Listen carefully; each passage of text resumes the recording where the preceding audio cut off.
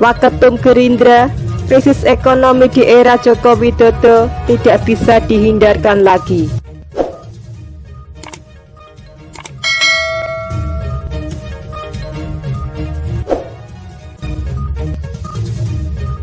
Pekan depan, capital flight diprediksi akan lebih deras.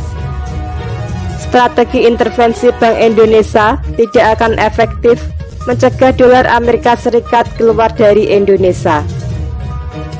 Jika tidak ada langkah-langkah kebijakan moneter yang bisa meyakinkan para investor dan konglomerat Indonesia untuk tidak memindahkan mata uang dolarnya ke luar negeri, maka krisis moneter tidak bisa dielakkan lagi.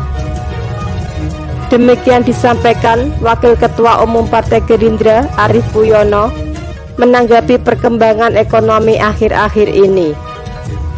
Dampaknya kita akan membuat utang negara makin menggunung jika kurs rupiah terhadap dolar Amerika Serikat mencapai Rp19.000 per dolar Amerika Serikat, ujar Arief Puyono.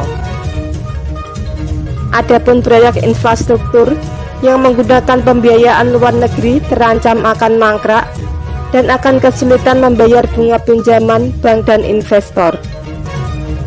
Sementara juga tinggi kurs dolar Amerika Serikat akan berdampak pada kenaikan harga-harga barang pangan yang berbasis impor seperti gula, beras, gandum untuk membuat tepung dan mie instan, sambung Arief Puyono.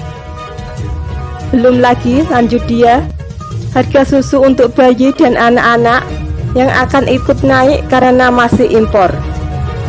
Begitu juga harga daging ayam dan telur karena pakan ternak masih impor. Di sisi lain, amatan Arief Puyono, kinerja ekspor komoditas Indonesia seperti CPO, batu bara, mineral tidak banyak bisa membantu menguatkan nilai kurs rupiah karena negara tujuan komoditas ekspor juga mengalami penurunan perekonomian yang berdampak pada pengurangan permintaan komoditas ekspor. Dengan merosotnya ekspor, maka akan berdampak juga pada tidak tercapainya pendapatan dari sektor pajak. Krisis ekonomi di Indonesia di era Joko Widodo tidak bisa dihindarkan lagi, ucap Arief Puyono.